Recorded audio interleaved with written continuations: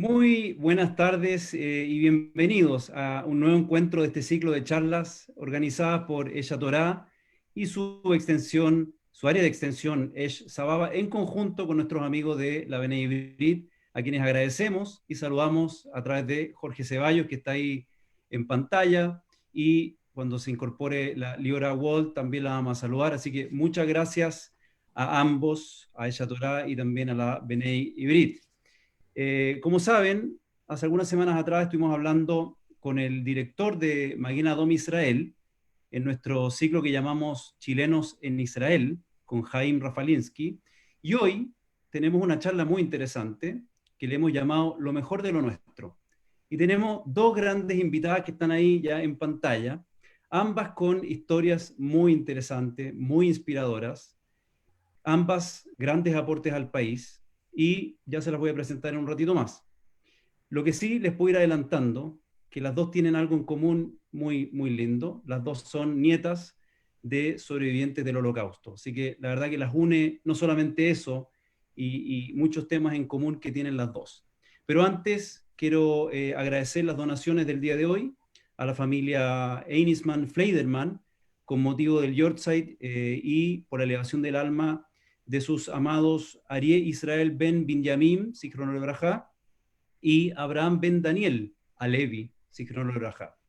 También quiero agradecer una donación anónima que lo hacen en agradecimiento a todos los Rabanim y las Rebetzin que nos aportan tanto cariño y entusiasmo todos los días, junto con agradecer a Shem por tener mucha salud. Como les comenté entonces, hoy nos acompañan dos grandes invitadas que las voy a ir presentando. Quiero partir con la doctora Dora Albir y les voy a contar un poquitito. Ella nos va a contar mucho más de su historia, por supuesto, pero Dora, ella es física de la Universidad Católica, máster y doctora de la Universidad de la USACH, directora del Centro para el Desarrollo de la Nanociencia y la Nanotecnología de la misma universidad, y ni más ni menos Premio Nacional de Ciencias Exactas el año pasado. Además, contarles que justamente en el Centro de Desarrollo acaban de ganar un fondo Corfo para la producción masiva de un respirador mecánico desarrollado en el centro. Ya nos va a contar Dora un poquito más de detalles sobre ese tema. Uno de sus temas de interés, y que también lo vamos a tocar hoy, es la pérdida de la industrialización en Chile y qué oportunidades ve ella hoy justamente para que podamos retomar la senda que alguna vez tuvimos muchos años atrás, y ahí ella nos va a contar algunas historias. Así que bienvenida Dora y muchas gracias por acompañarnos. Muchas gracias a ti por la invitación. También quiero presentar a nuestra otra invitada.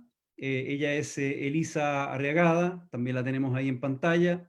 Ella es ingeniera civil en medio ambiente y sustentabilidad, máster en Israel en economía sustentable y máster en Chile en gestión ambiental, ganadora de un fondo de la Comunidad Europea, ya nos va a contar qué fondo es, ¿cierto?, para apoyar iniciativas tecnológicas en países en desarrollo, con el cual van a entregar 1000 mascarillas desarrolladas con nanotecnología y que además son reutilizables a los niños de la Teletón, que necesitan volver obviamente a los institutos y no interrumpir sus terapias, además de 200 máscaras para el sector salud o la primera línea en una primera etapa, y también nos va a estar contando Elisa más detalles de eso.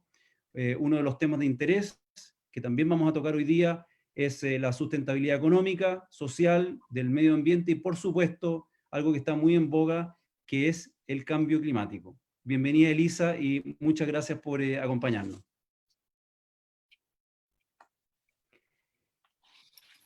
Bueno, como ven, tenemos muchos temas interesantes para conversar hoy día y quiero partir con Dora, que nos permitas conocer un poquito más de tu historia, Dora, que es muy interesante.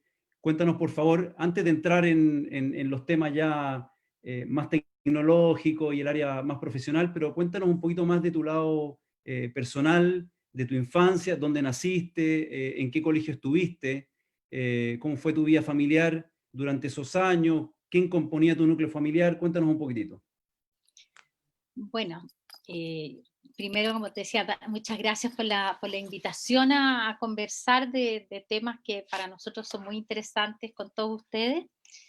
Y bueno, yo nací en Santiago por casualidad, pero viví siempre en Arica, estudié en Arica, estudié primero en un colegio muy chiquitito que era un experimento de la Embajada de Gran Bretaña, que tenía 6 7 alumnos por curso y fue fantástico realmente, pero después el colegio se terminó y me fui al Colegio Italiano Santa Ana.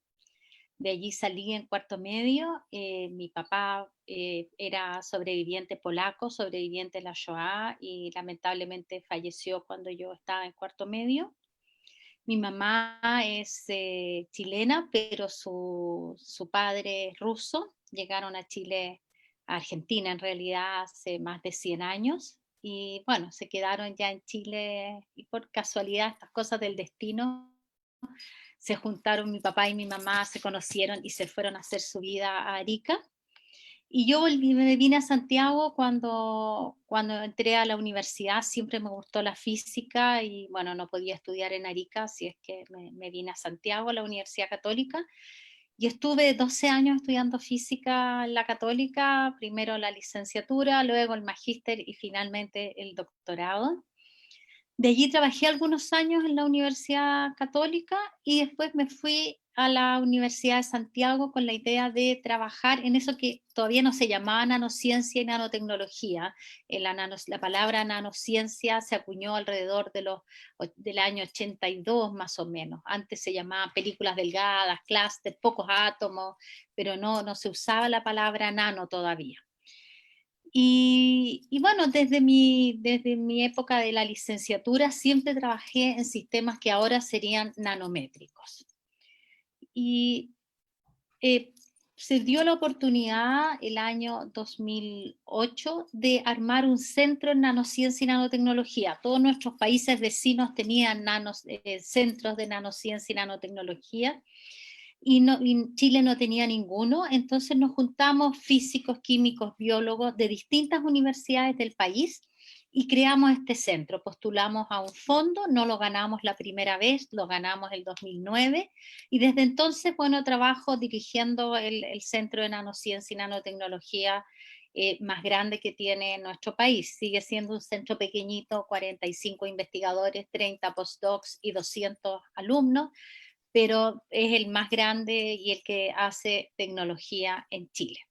Entre medio me casé con un físico igual que yo y tengo 2 hijos mellizos, ya grandes afortunadamente en esta época de pandemia, así es que no tengo que hacer tareas, pero que por supuesto viven con nosotros, estudian, ninguno física, uno estudia ingeniería y mi hija estudia medicina.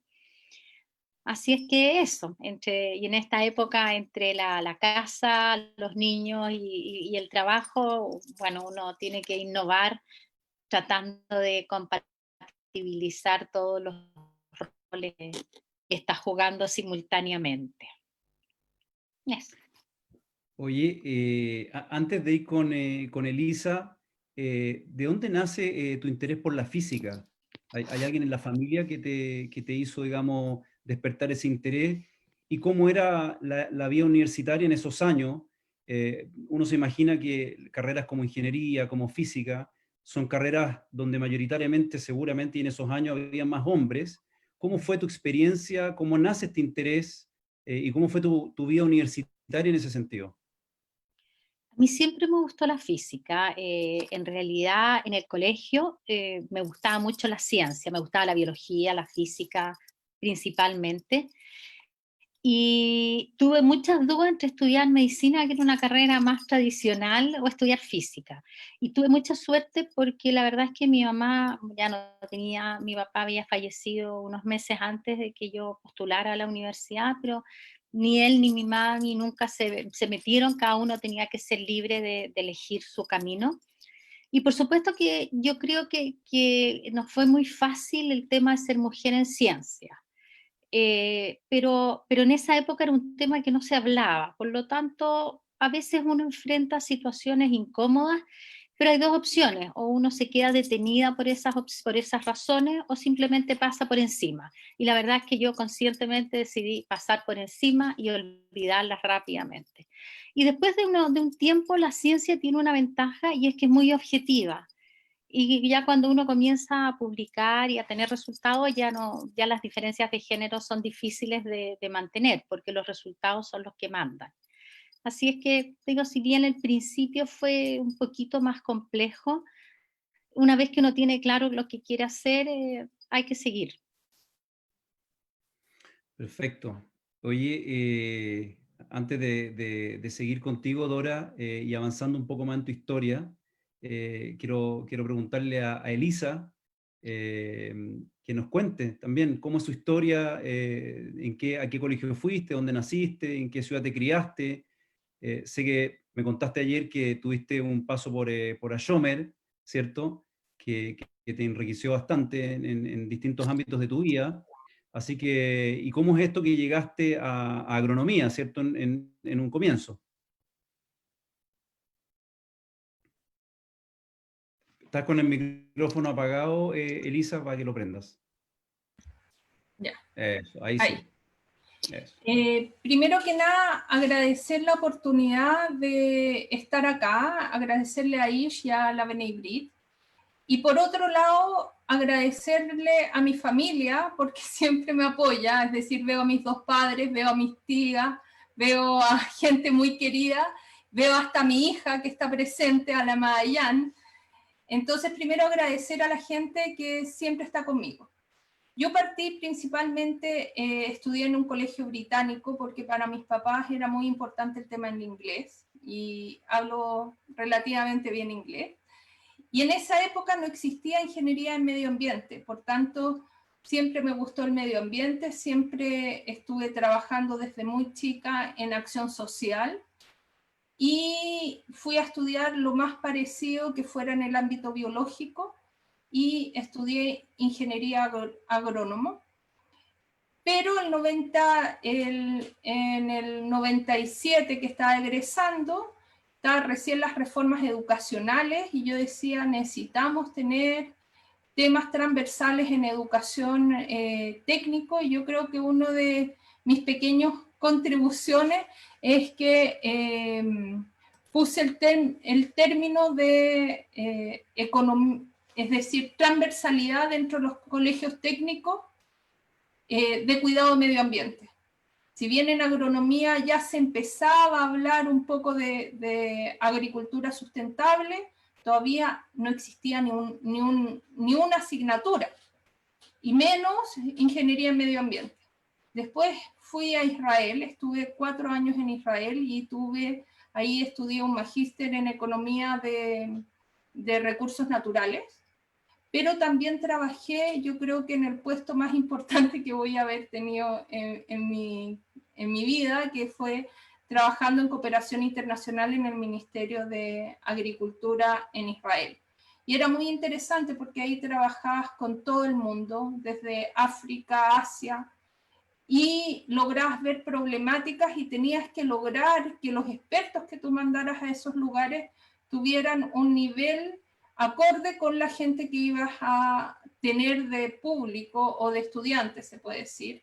Y era muy distinto mandar a un postdoctorado a Bélgica, al Congreso de la ONU, y mandar a un kibbutznikit a África porque va a trabajar con gente que necesita cosas mucho más concretas. Y obviamente después el tema de China también era un tema, y también los temas que Ish conoce de kasherut, de cómo moverte a través del mundo manteniendo comida kasher, era también una de las problemáticas que me tenía que preocupar en ese entonces. Volví a Chile cuando nació mi primer hijo porque echaba mucho de menos a mi familia y por eso siempre están conmigo y agradezco. Y acá estudié el magíster en gestión de la sustentabilidad y este año entré a trabajar en la Universidad Bernardo Higgins, que veo por ahí a mi jefa, la directora y muy bueno, directora de la decana de la Facultad de Ingeniería y Tecnología y Ciencias de la universidad, porque tenemos también un grupo, como decía Dora, de mujeres que hemos logrado posesionar el tema dentro de la facultad y dar oportunidades. Igual, a pesar de que hay una mayor inscripción de mujeres, seguimos estando alrededor de un 30% del alumnado.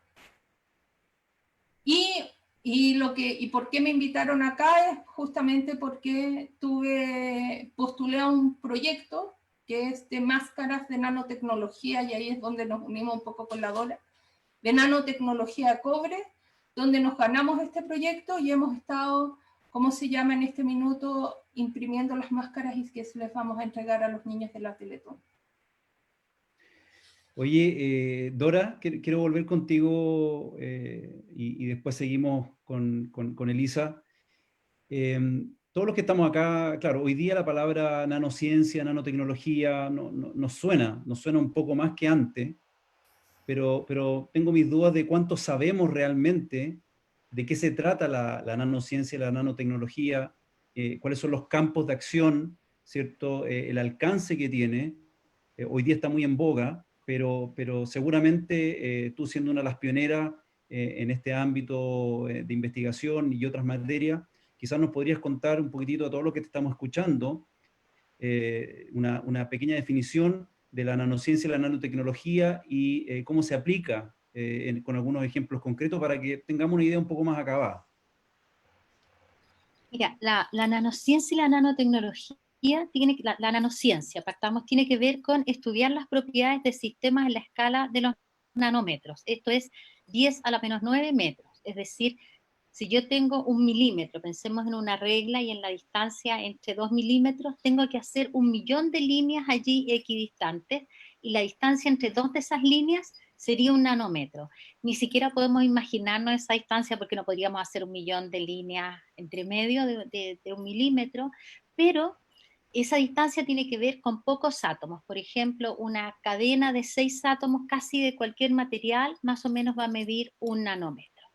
Cuando las partículas están en esos tamaños, tienen propiedades diferentes a las propiedades que tienen en los tamaños grandes, que son las que nosotros conocemos. Y grandes me refiero a cualquier cosa que mida más de 100 nanómetros. Por ejemplo, el carbono, los átomos de carbono que tienen 6 electrones, 6 protones y 6 neutrones, forman lo que nosotros conocemos como carbón. Ese carbón que usamos en los asados, que lo podemos partir, por supuesto no con las manos porque es relativamente duro, pero no es tan difícil de partir. Sin embargo, si yo tomo esos mismos átomos en un sistema de tamaño de los nanómetros, es 200 a 300 veces más duro, más resistente que el acero.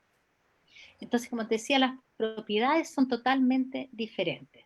Y lo que hace uno desde el punto de vista de la nanociencia es preparar estos materiales y encontrar esas propiedades y luego ver en qué podemos usar esas propiedades nuevas. Por ejemplo, si yo tengo nanotubos, unos tubos muy chiquititos de diámetros del orden de 10 nanómetros, 8 nanómetros, que son muy duros, porque como es un tamaño nanométrico del carbono, es muy duro, pero también es muy liviano, porque es un átomo que está hecho de átomos que tienen solo 6 protones y 6 neutrones, por lo tanto es muy liviano.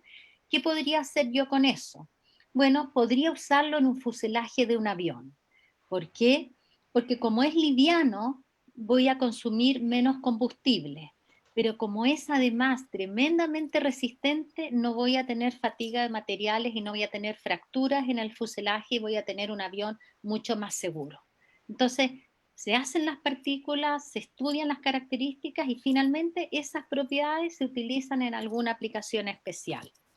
Lo interesante de la nanociencia y la nanotecnología es que son tanto los sistemas diferentes, tanto los materiales, las mezclas de materiales que también producen propiedades diferentes, las formas que también tienen propiedades diferentes, aunque sea el mismo material y los mismos tamaños, que yo creo que las aplicaciones están en la imaginación de las personas. Realmente hay aplicaciones en alimentos, por ejemplo, se le incorporan nanopartículas a los envases de alimentos y con eso se puede alargar la vida de distintos alimentos. El salmón fresco, si uno lo envasa cuando va a Estados Unidos sin congelar, tiene una duración de 2 o 3 días. Pero si uno lo envasa en un plástico, en un polímero que tiene nanopartículas, puede durar un día más. Y un día más es tremendamente importante porque significa que lo puedo distribuir mucho más para venderlo. Puedo hacer que las paltas no maduren o los plátanos no maduren. Puedo hacer que el pan de molde, en vez de durar 30 o 20 días, dure 60 días. Y eso efectivamente para un país como el nuestro, que quiere ser una potencia alimentaria, es tremendamente importante. Puedo también hacer fertilizantes, pesticidas y fungicidas para los suelos que contaminen mucho menos, porque voy a utilizar la 10ª parte del material. Y esto también es muy importante porque la Comunidad Económica Europea está poniendo restricciones a la cantidad de contaminantes en los suelos. Y en este proceso de cuidado del medio ambiente, que es tremendamente importante para la sobrevida de la humanidad, efectivamente la nanotecnología nos puede ayudar muchísimo. Podría contar, no te puedo decir cuántas aplicaciones, en tratamientos para el cáncer, en los cuales efectivamente Israel es pionero, en sensores para minería. En este momento no hay área en la cual no hayan aplicaciones con nanotecnología. Y por supuesto las máscaras que están ahora haciéndose muy importantes en este periodo. Y la aplicación de lo que también conocemos como los nanorobots en medicina, ¿cierto?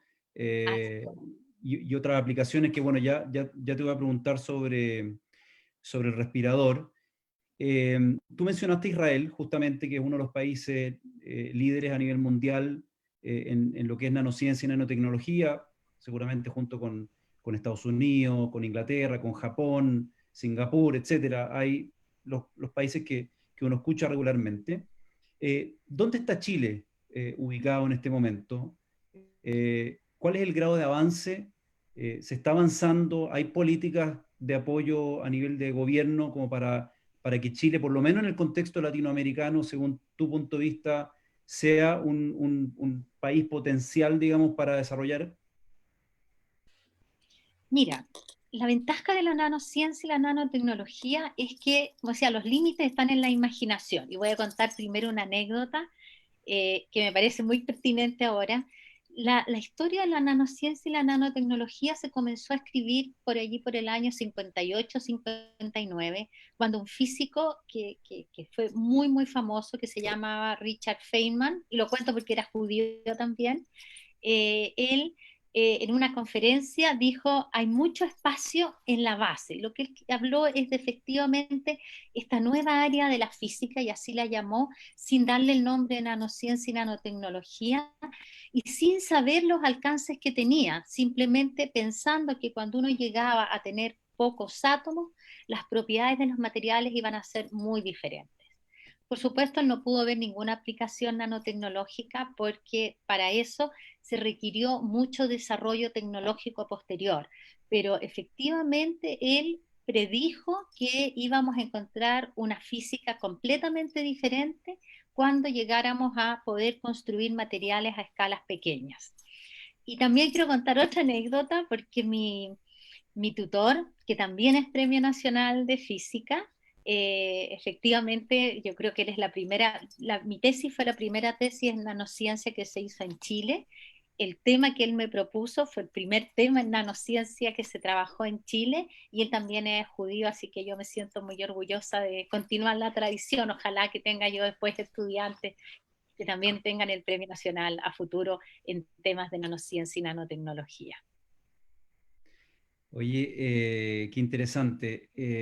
Tú, Elisa, bueno, también con nanotecnología desarrollaste el tema de las mascarillas, que de hecho mostraste una antes que entráramos en línea todos. Tú tienes ahí la mascarilla. No sé si la podéis mostrar ahí en pantalla. La muestro. Claro, y ese es un ejemplo muy interesante de cómo se está uniendo la nanotecnología con un tema que a ti te apasiona mucho, que es la sustentabilidad.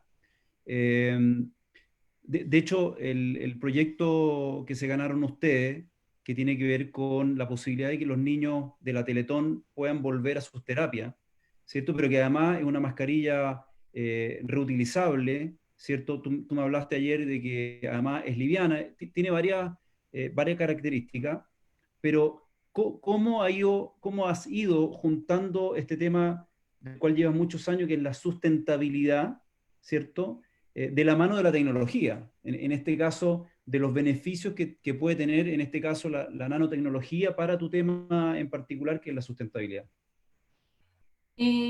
Primero que nada, quiero decir que agradezco en parte a la universidad que te da la posibilidad de postular a fondos. Y este fondo era súper específico porque era un fondo muy rápido postular porque estábamos en pandemia.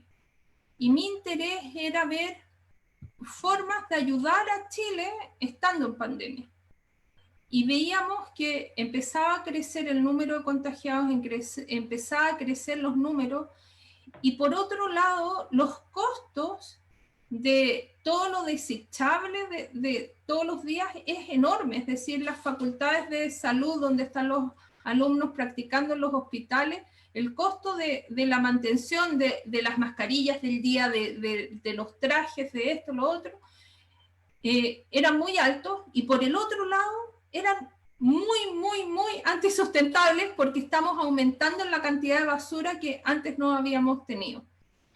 Entonces yo estaba buscando alternativas y en eso me topé con una empresa israelí que se llama TOM, Tikkun Olam Makers, que ellos son principalmente los representantes de esta tecnología, y con ellos hicimos una alianza estratégica para poder apoyar a la Teletón. Porque si bien, y la gracia de esta mascarilla es que es de un plástico que puede durar muchos años, es decir, se habla de 50 años, pero a lo mismo, es decir, aunque dure 10 años, va a tener una vida útil mucho más larga que botarla al mismo día. Lo otro es que, como dijo la Dora, que yo no soy experta en nanotecnología, tiene cobre entre medio, y el cobre tiene una característica como elemento que es antimicrobiano y antibacterial. Por tanto, por la pura máscara logra crear un ambiente que todavía es más sanitizado que una mascarilla normal, y que puede, ¿cómo se llama?, ser utilizada y ser moldeada de acuerdo a los distintos tipos de cara, porque tiene ajustes, y yo creo que va a seguir siendo utilizable. Yo creo que la pandemia va a traer un cambio de comportamiento en nosotros, y si bien este año no tuvimos tanta influenza porque estábamos todos encerrados, vamos a volver a tener virus el próximo año. ¿Y cómo nos vamos a proteger de estos virus? ¿Cuáles van a ser nuestras estrategias? Y yo creo que en eso va a haber un cambio cultural, y el cambio cultural yo espero que se haga con elementos que no sigamos contaminando el ambiente. Y ahí es donde entra el tema de sustentabilidad y vuelve a ser el tema tecnológico para lograr hacerlo. Y esto se logra imprimir con impresoras 3D, con estos filamentos con nanotecnología de cobre. Y lo otro interesante es que todos estos inventos son open source, es decir, que son de libre acceso de tecnología, cosa que otra persona en otro lado del mundo pueda replicarlo.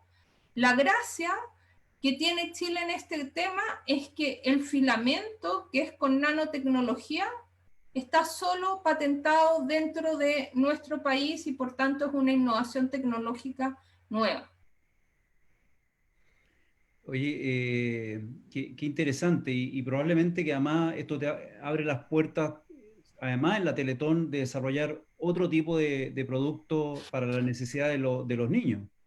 Bueno, nuestro proyecto con Tom abarca también centros de tecnología, y estamos armando el laboratorio, y ahí agradezco de nuevo a mi familia, hasta mi padre por ahí, que me ayudó a diseñar mi laboratorio, ¿Por qué? Porque necesitamos un laboratorio que sea multifuncional, porque los trabajos en estas áreas son multidisciplinarios. Es decir, necesitamos a alguien del área médica, necesitamos a alguien del área tecnológica, y eso hace también que nuestros currículum de nuestras universidades estén cambiando. Y cómo nosotros podemos hacer un trabajo multidisciplinario y lograr hacer aportes a la comunidad en todas las áreas. Es decir, yo veía hoy un informe en el área de construcción donde se está usando cenizas férreas para reemplazar arenas, y que estas además tienen propiedades ferrosas, por tanto tienen una mejor resistencia en los hormigones. Pero si no tienes la mezcla entre el ingeniero ambiental que vio ese residuo como una posible nueva materia prima, y no tienes el ingeniero y el constructor que utiliza ese material, y después no tiene tiene que ser un trabajo en conjunto. Y obviamente este laboratorio de tecnología va a lograr hacer prototipados en metodologías que son mucho más rápidas. Ahora se habla mucho de una metodología de proyectos que es el design thinking, que es diseña y realízalo. Entonces tú logras hacer un diseño rápido, puede que no esté perfecto, no se busca la perfección, pero se busca el prototipo. Y cuando tú tienes el prototipo hecho, tú lo pruebas. Y ahí te das cuenta, por el uso de la gente, cuáles son sus fallas, cómo se mejora, qué, y sacas el prototipo 2. Y eso sí se ve mucho en los celulares que van aumentando su tecnología, se ve mucho en el Windows, se ve mucho en la industria tecnológica, pero se veía poco en otras áreas. Y yo creo que esa tecnología va a ir fluyendo mucho más rápido. Se está haciendo mucha tecnología en el área de alimentación, y todo esto puede ser unificado en estos laboratorios. Oye, las quiero sacar un poquitito del tema que estamos hablando, vamos a volver, porque la verdad que esto está muy interesante y tenemos mucho para abarcar, pero quiero retocar un tema que yo lo adelanté en la presentación de las dos. Las dos son nietas de sobrevivientes del Holocausto, y les quería preguntar a las dos, vamos a volver con Dora, cómo impactó en la vida de las dos, en el carácter de las dos, el ser nieta de un sobreviviente del Holocausto. ¿Qué implicó? ¿Cuáles son las historias con las que ustedes nacieron, escuchando a través de sus padres? Las dos están haciendo grandes aportes, no solamente ahora, llevan muchos años haciendo aportes a Chile, ¿cierto? Y a la comunidad, siendo ambas miembros de la comunidad judía. Pero, ¿qué tiene que ver esta historia hacia atrás? Después nos vaya a contar la Elisa, está tu mamá escuchando. Le vamos a dar el pase a la Elisa y le vamos a pedir a la mamá que después nos salude, porque tiene que ver también con una historia con el Estado de Israel, muy interesante. Así que después vamos a volver con la Elisa y con su mamá. Pero Dora, tú que naciste en una casa en donde tienes esta historia, ¿cierto? Que bueno, puede ser una inyección, ¿cierto? De carácter, de no dar nada por perdido, ¿cierto? De tener empuje, e incluso desde este ámbito de la sobrevivencia, cómo descendientes terminan siendo un tremendo aporte en la sociedad en las que están. Cuéntame un poquitito cómo viviste tú esa historia familiar.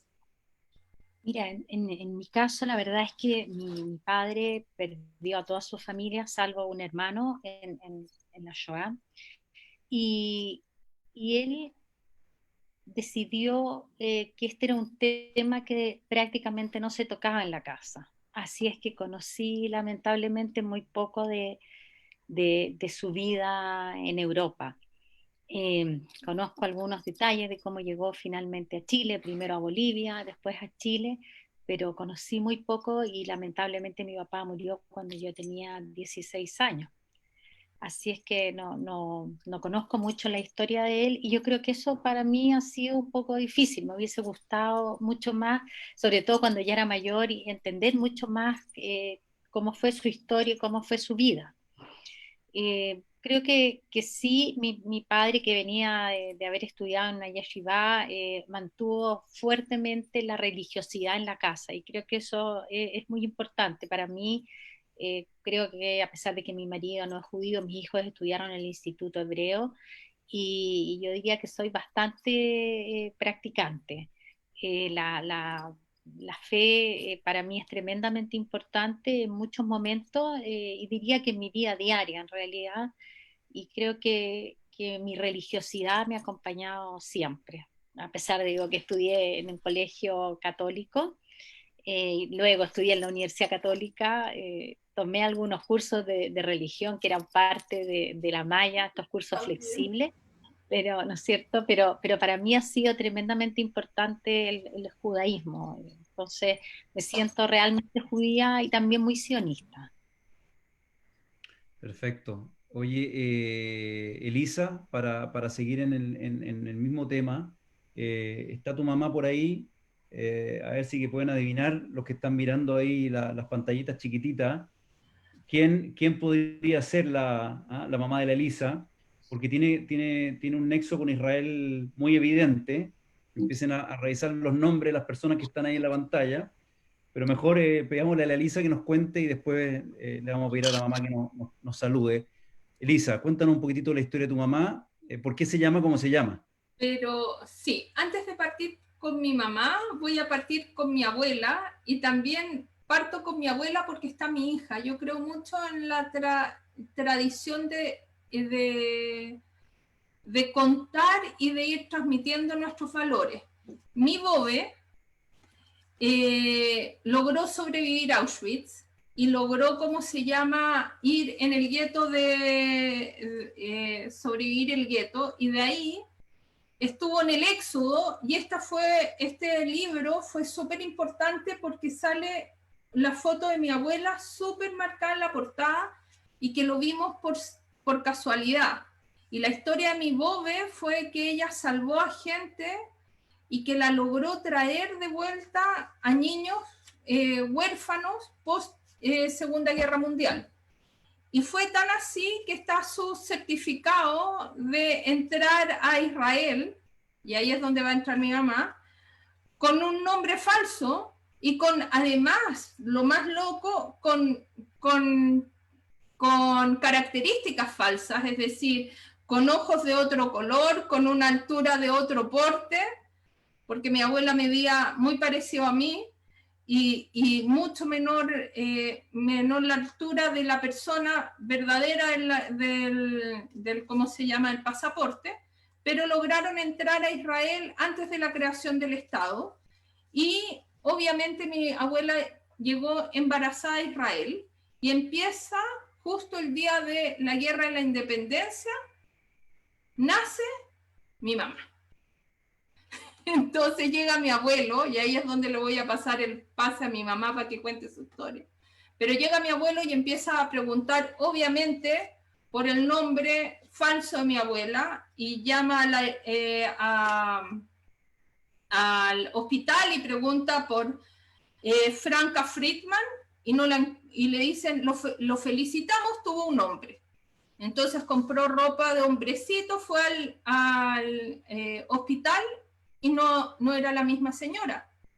Entonces empieza a buscar a mi abuela desesperado, y ahí, ¿cómo se llama?, llega a otro hospital donde mi abuela estaba con su verdadero nombre, Chaua Nirenberg, y ahí, ¿cómo se llama?, se entera que su hijo no era hijo, sino que era hija, y se llama Israela Rosenblum Mami. Hola, buenas noches. Muchas gracias por la invitación. Muy honrada de estar aquí y de que la Elisa me haya presentado. La verdad que la historia de nuestra familia es la historia de los últimos centurias del pueblo judío. Mis padres nacieron en Polonia, pasaron por el gueto de Lodz, mi mamá. Mi papá se arrancó a Rusia y estuvo prisionero de guerra en Siberia. Mi mamá, después del gueto de Lodz, estuvo en Auschwitz, después en campos de trabajo en Alemania, y después logró mi mamá unirse a un grupo judío, Dror, que buscaba niños huérfanos para llevarlos a Palestina. Y ella trajo 35 niños al Éxodo, 47 que salió de Francia en julio del 47, pero no logró llegar a Palestina porque los barcos británicos lo atajaron antes y lo llevaron de vuelta a Marsella. Estuvieron varios meses ahí hasta que los trasladaron a un campo de prisioneros en Hamburgo. Ahí mis padres se casaron y bueno, con pasaportes falsos, como decía Elisa, ingresaron a Palestina en febrero del 48. Mi mamá no tenía tiempo de gestación, sino que al empezar el bombardeo se asustó y casi me tuvo en la calle. Y bueno, las 17 mujeres que nacimos ese día, nuestro nombre es Israela. qué espectacular la historia. Me la contaba ayer la Elisa cuando nos juntamos a copuchar un poquitito antes de esta entrevista y por eso quería saludarte, Israela, y que nos contaras un poquito de tu historia. Quiero aprovechar de saludar que está ahora con nosotros Carmen Norambuena.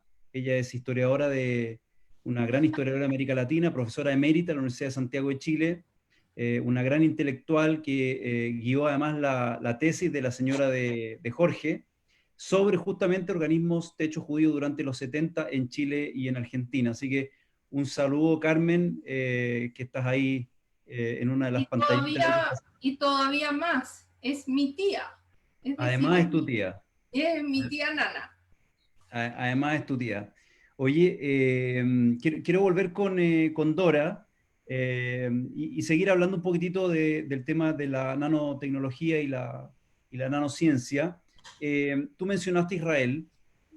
Cuéntame, ¿hay intercambio concreto entre Chile e Israel? ¿Hay colaboración? ¿De qué manera, digamos, las universidades, el país, se está nutriendo de los conocimientos y del estado de avance que tiene Israel?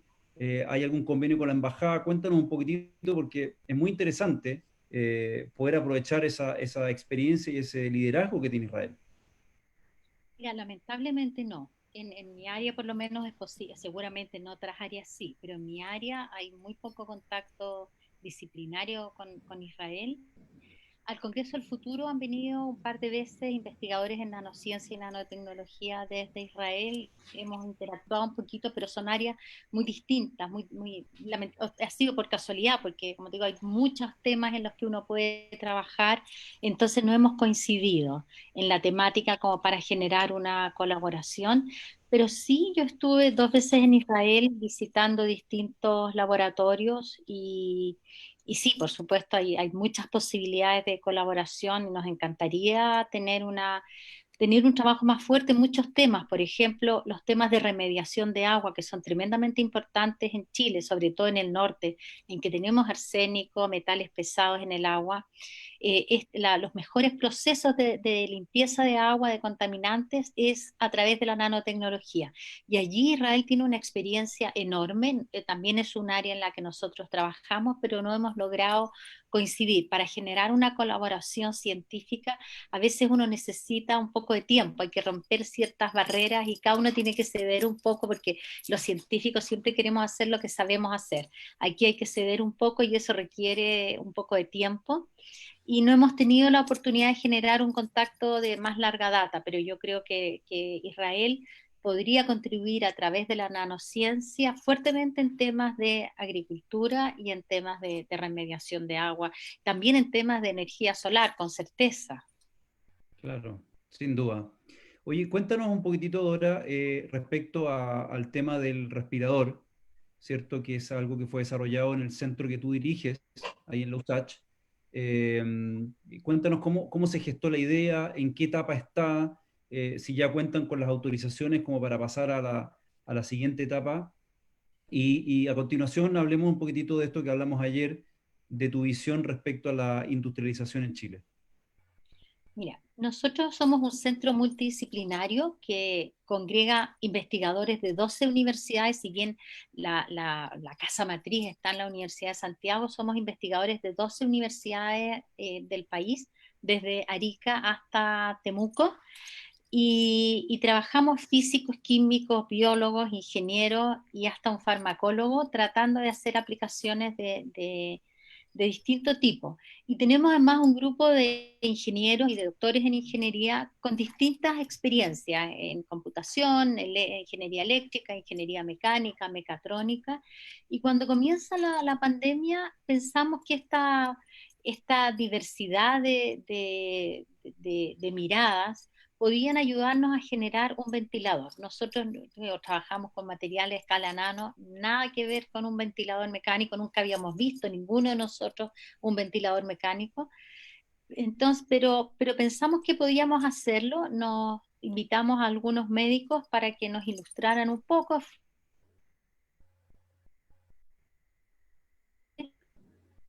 Perdimos a Dora ahí por un segundo. Ahí está.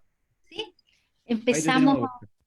Perfecto. Empezamos a trabajar con dos médicos que nos asesoraron en todo momento y la verdad es que creo que eso fue muy importante. O sea, tuvimos un abordaje multidisciplinario porque un ventilador mecánico para un paciente de COVID no es un ventilador mecánico cualquiera. Es un ventilador mecánico que...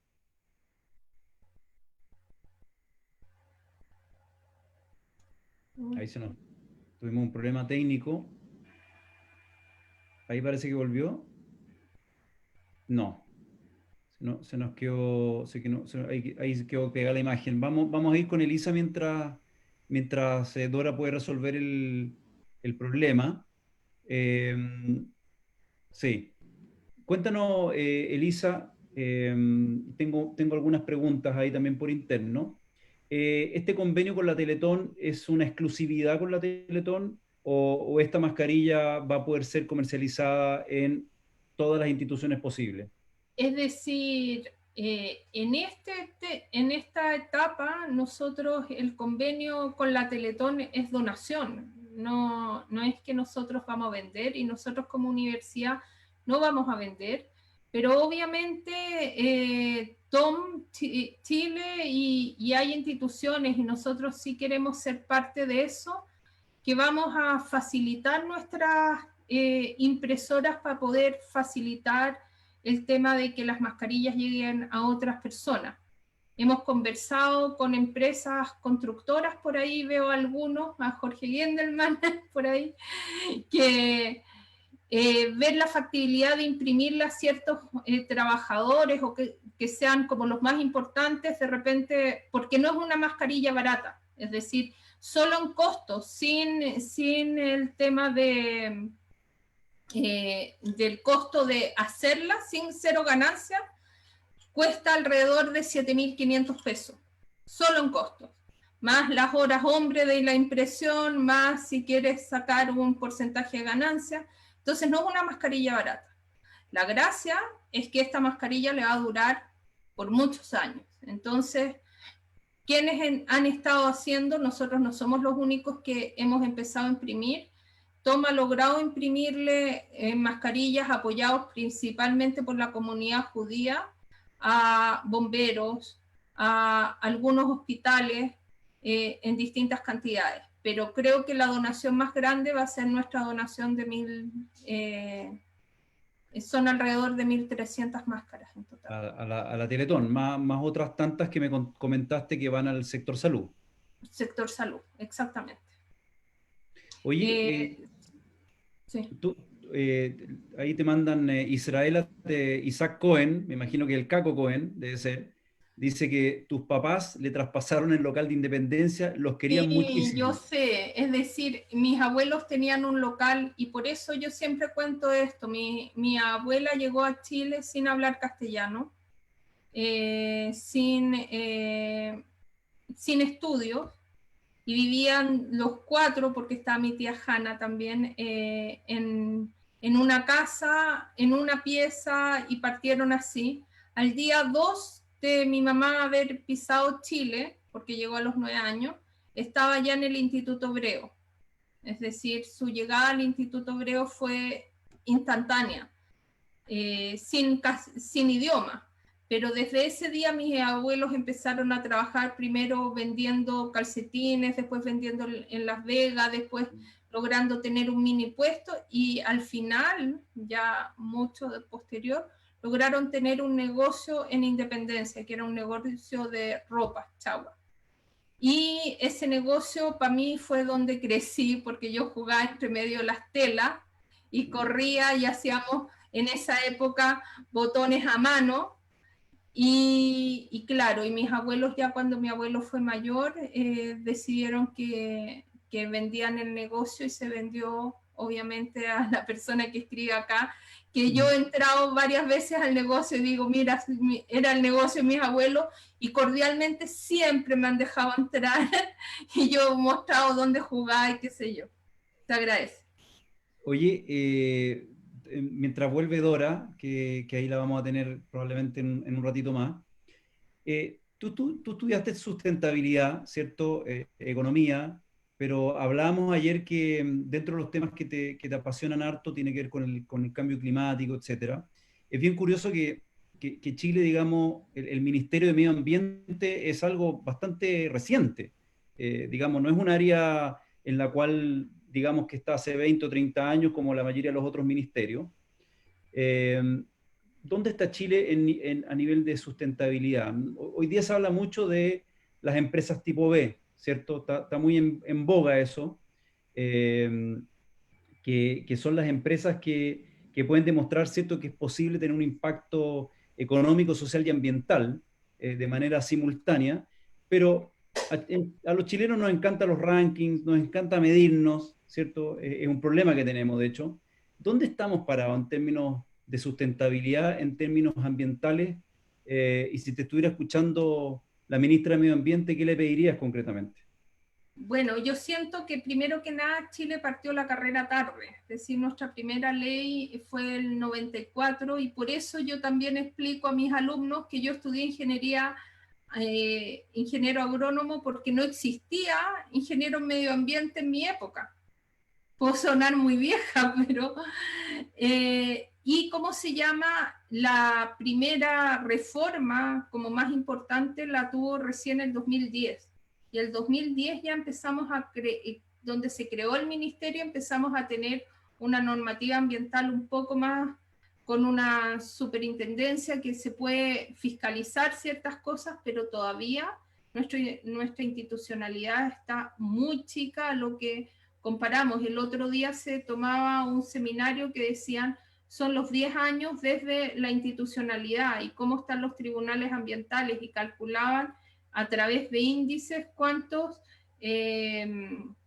fiscalizadores tenemos en comparación con el número de habitantes, y era vergonzoso, es decir, estamos en la lista más baja en temas de eso, y también en índices. Yo personalmente explico y le explico a las próximas generaciones, aprovecho que veo a mi Mayana ahí, mi hija viendo, que no es ser talibán y decir yo no voy a construir más, yo no voy a hacer nada más, es cómo yo lo voy a hacer de la mejor manera, y por eso me encantan las empresas B, cómo yo voy a hacer, tengo que ser económicamente rentable. Si no soy rentable, no soy sustentable. Es decir, acá el tema de que lo ambiental va lejos de lo económico, no, va juntos. Si un proyecto no llega a ser, no tiene una rentabilidad positiva, no va a perdurar en el tiempo. Entonces, todas las empresas B, que me encantan por si acaso,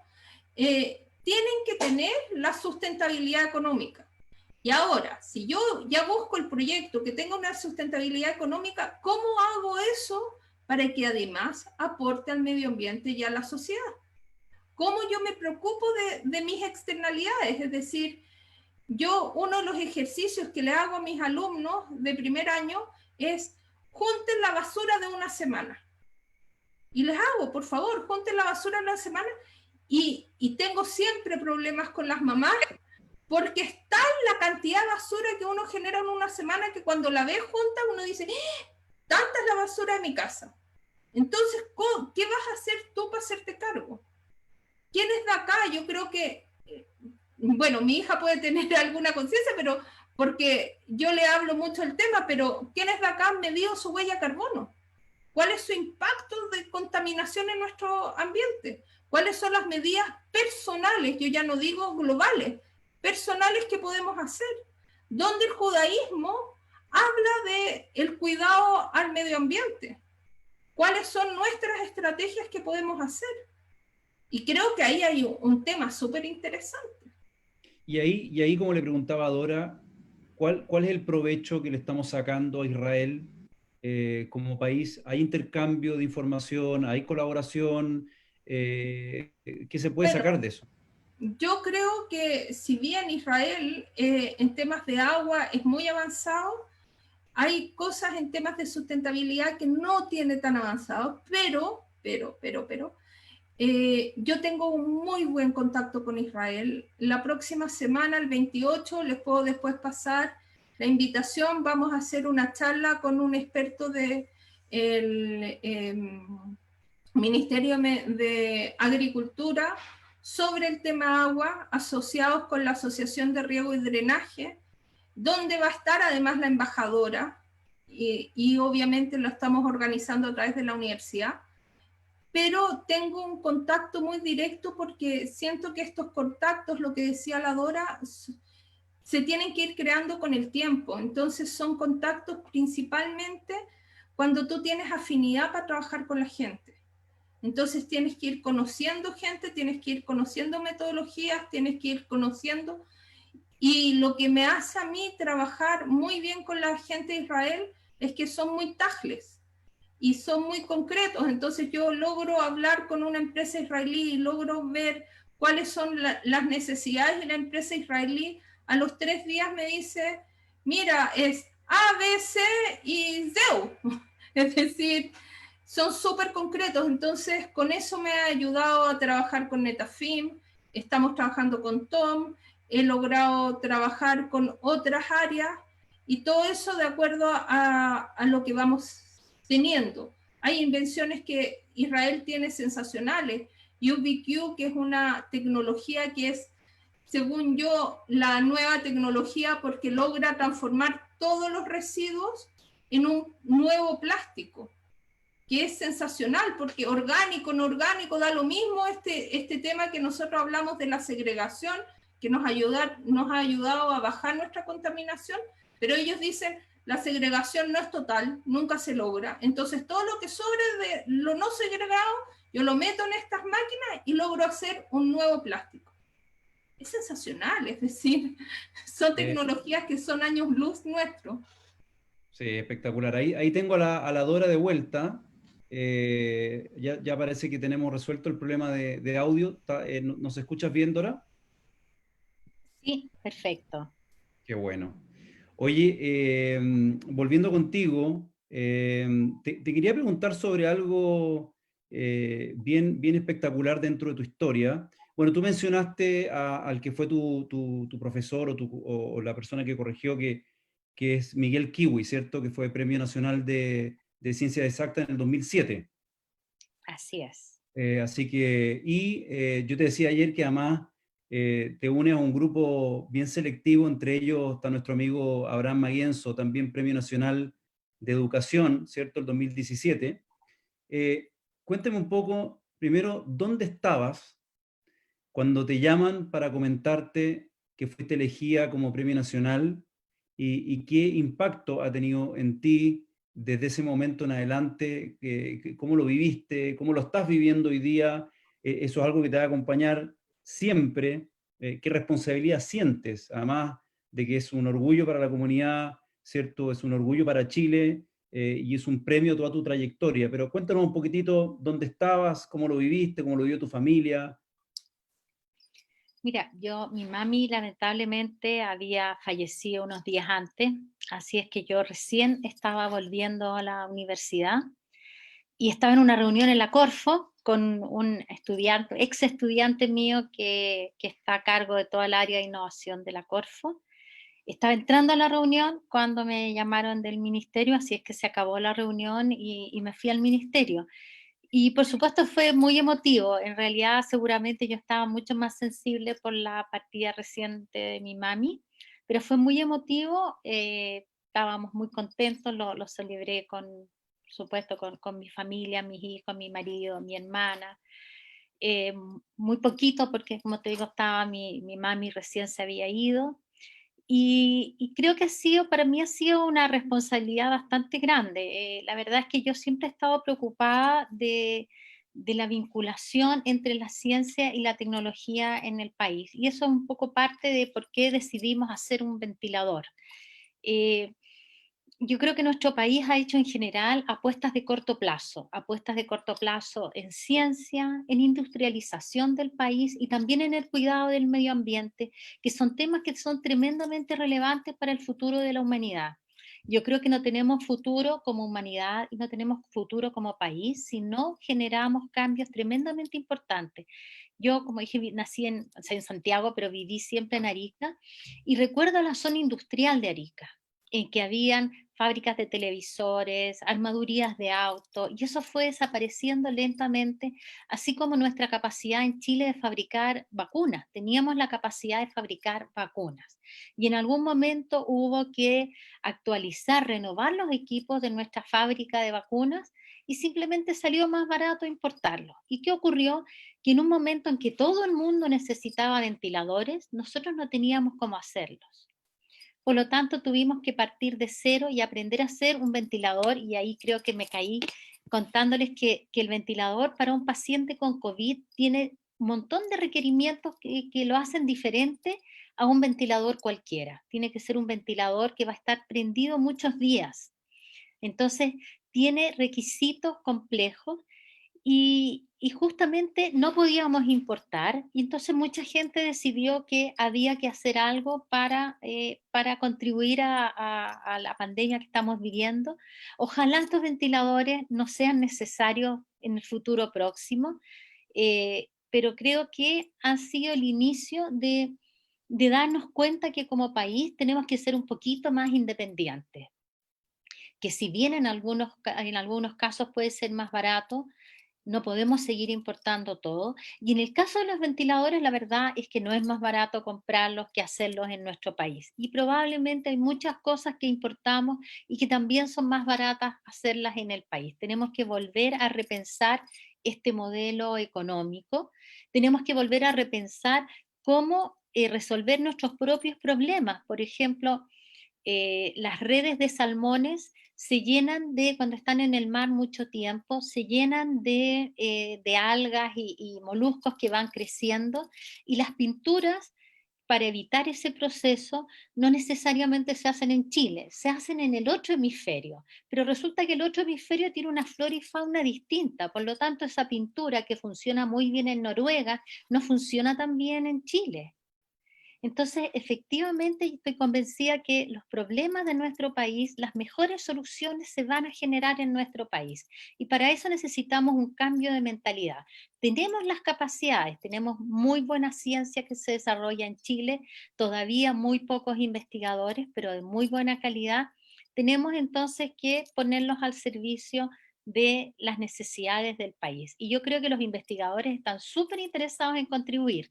Necesitamos ahora que se den todas las condiciones para generar una mayor tecnología con base científica. Totalmente de acuerdo, Dora, y lo comentábamos ayer, cómo el modelo económico, ¿cierto?, de apertura total hizo que muchas industrias, ¿cierto?, en muchos sectores fueran cerrando, dándole paso a la importación. Así es. Hoy día vemos que incluso en tiempos de pandemia se está poniendo cada vez más difícil importar ciertos insumos. Y lo que ustedes están haciendo a nivel del área de la medicina es importantísimo, fundamental, porque la dependencia de la importación hasta cierto punto tiene sus lados negativos. Lo Eh, también, vimos. lo, también lo hablábamos ayer con Elisa, y también tiene que ver con la sustentabilidad, ¿no, Elisa? cuán sustentable, cuán autónomo en términos económicos puede ser un país, que pueda tener una matriz productiva en aquellas cosas donde realmente tengamos ventajas competitivas. Claramente a esta altura del partido, después de tantos años de modelo, ¿cierto? Con las fronteras totalmente abiertas, los aranceles prácticamente en cero, en casi todas las categorías, Chile ya tiene medianamente una idea de en aquellas cosas que es y que no es competitivo. Pero lo tuyo, que es la sustentabilidad, tú estás también preocupado por el tema del cambio climático, ¿dónde ves las oportunidades en términos industriales? Ustedes ya partieron con el tema de las mascarillas, pero ¿en qué otro ámbito tú ves posible que Chile pueda retomar lo que dice Dora, que es en el fondo la mano de la industrialización? Primero que nada, quiero hacer una mención que veo ahora que está ahí Sima Recepka. Sima Recepka, por si acaso, ha ayudado en el tema de la unión entre las universidades y ha representado la Universidad Hebrea de Jerusalén acá en Chile, trayendo expertos para tratar de colaborar en problemáticas en Chile, como unión entre, ¿cómo se llama? Colaboración entre docentes y entre entidades. Ahora sí respondo tu pregunta, Eddie. En el tema de sustentabilidad, yo creo que Chile salió nombrado en el Washington Post como el Arabia Saudita de la energía solar. Es decir, tenemos una radiación solar que no la tiene otro lugar del mundo, y todavía más, si ustedes me preguntan sobre sustentabilidad, yo creo que nos vamos a la energía solar unida con hidrógeno verde. Y que yo le comentaba a gente sobre hidrógeno verde y todos me decían, ¿qué es eso? El agua está generada a través de hidrógeno y oxígeno, todos conocemos H2O, pero el hidrógeno como gas tiene un poder calorífico muy alto, y el hidrógeno verde es el hidrógeno creado a través de tecnología que no sea contaminante, por tanto puede ser a través de energía solar. Y la gracia que tenemos como país es que además tenemos consumos muy altos en ciertas áreas, como puede ser minería, como puede ser, entonces, camiones. ¿Por qué no existe?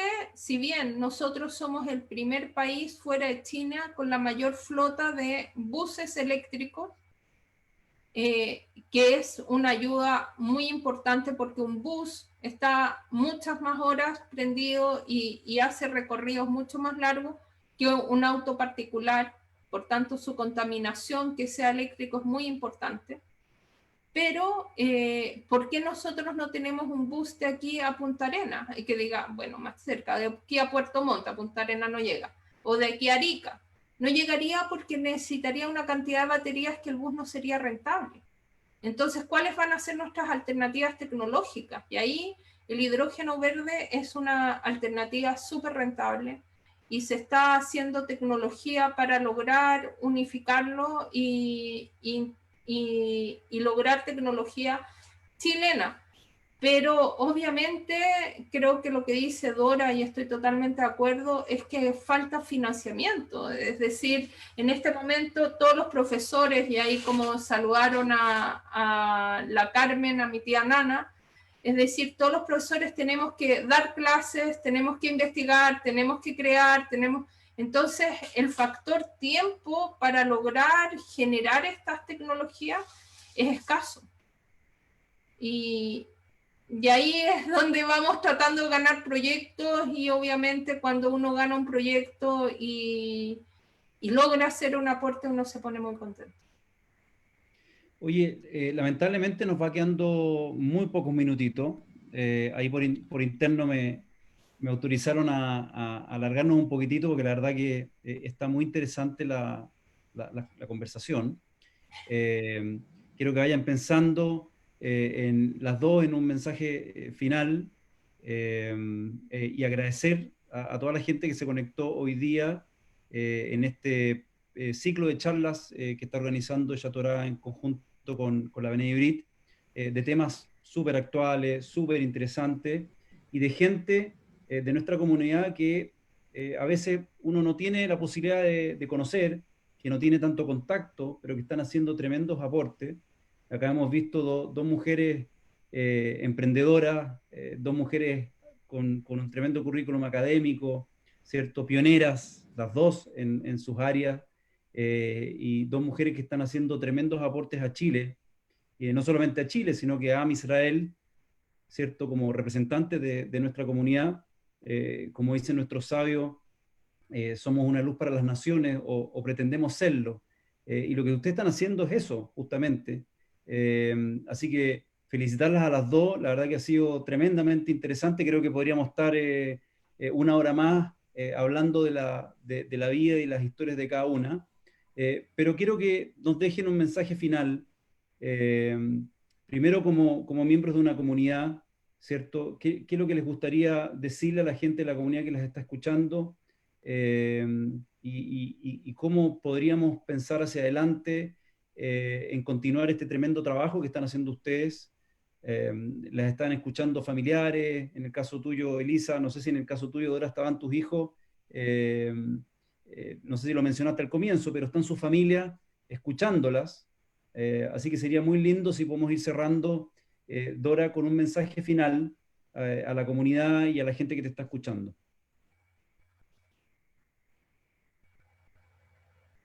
Estás con el micrófono Ahí está, ahí ahí, está. sí. Creo que la ciencia siempre ha estado muy ligada a los judíos, al pueblo judío, y por supuesto Israel es una potencia científica. Creo que en gran parte el desarrollo de Israel y la sustentabilidad futura de Israel está muy basada en la ciencia. Esta Startup Nation está basada en ciencia. Y a mí me encantaría que efectivamente Chile pudiera hacer una transformación en esa dirección. Creo que esta pandemia ha evidenciado y nos ha permitido valorizar la ciencia, y ojalá que esto también ocurra en las generaciones jóvenes de chicos que están estudiando en el Instituto Hebreo o en distintos colegios, que vean en la ciencia un camino posible, porque la ciencia además es tremendamente entretenida, es variable, es inesperada, pero lo más importante es que efectivamente a través de la ciencia yo creo que podemos contribuir a un futuro mejor para nuestro país, y también podemos contribuir a hacer realidad una humanidad en el futuro. Si no logramos resolver los problemas tremendamente trascendentales que tenemos en este momento, yo veo que va a ser muy difícil continuar como especie en esta casa. Otra casa no tenemos, estos exoplanetas que aparecen, la verdad es que no tenemos ninguna posibilidad de viajar a ninguno de ellos. Así es que yo me siento muy orgullosa de poder contribuir con un granito de arena al trabajo científico de mi país, pero me encantaría que muchos jóvenes judíos en el futuro realmente participaran de esta actividad que realmente es muy motivante. Muchas gracias, Dora. Muy lindo mensaje, muy potente tu mensaje. Elisa. Dos áreas. Uno es obviamente las futuras generaciones, y ahí me encanta que Magallanes esté presente. Creo que hay que partir del colegio. La verdad es que yo veo una diferencia muy grande en 4 años. Mi hijo está en segundo medio, y cómo la tecnología ha entrado en el Instituto Hebreo y cuáles son las expectativas que tienen los niños tecnológicos, y también cuáles son las oportunidades de las mujeres en ciencias, porque si bien hay clubes de robótica y temas así, generalmente de los 15 a 20 estudiantes hay 2 mujeres. Entonces tenemos que ver, obviamente, subir el estatus de ciencia, pero también aumentar cómo fomentamos el tema de ciencia en mujeres. Y por otro lado, siento que cada uno tiene que hacerse cargo. Es decir, yo creo que el cambio climático, cuando todo el mundo habla del cambio climático en grande y la pandemia, es muy fácil decir, esto es lejos de mí y yo no tengo nada que ver. Pero cuando uno mide su contaminación propia y empieza a darse cuenta de lo mal que uno lo hace, uno puede empezar a hacer cambios. Y la pandemia, si bien ha sido súper complicada, uno todavía puede seguir haciendo, y no todas las acciones necesitan un tema de costos. Hay acciones que son ordenar tu closet y sacar la ropa que no usas. Yo escuché a don Francisco decir, chuta, en pandemia he estado principalmente con Steckschicht, es decir, con zapatillas de casa. ¿Cuántos zapatos tengo? Y hay gente que no tiene zapatos. Es decir, cómo nosotros hacemos un cambio de cultura de consumo. Ya no estamos hablando de cambios personales, es decir, cuántas chaquetas necesitamos, cuántas cosas necesitamos, cuáles son los valores importantes. Y esta pandemia nos enseñó que nosotros echamos de menos el abrazo de un papá y su hija. Ahí veo a mi hermana chica, el abrazo de mi mamá, que no la he logrado ver y que la extraño más, que no se queda así. Nosotros somos los que nos conocen de juntarnos todos los sábados, y que son cosas sin valor monetario, pero con mucho más valor interno. Entonces, el cambio parte por nosotros y que nosotros ser un ejemplo de cambio hacia el futuro. Muy bien, muchas gracias por tu cierre, Elisa. Lamentablemente nos pilló el tiempo. Comentarles que hoy día tuvimos un poquito más de 80 personas escuchándolas, así que una muy buena audiencia, porque son dos historias, la verdad, que fascinantes. Creo que nos quedó corto el tiempo, lamentablemente, pero bueno, hay que ir cerrando. Espero que nos veamos pronto en la próxima charla, que seguramente va a ser anunciada más adelante. Agradecerle nuevamente a Ella Torá, a nuestros amigos de la B'nai Brit,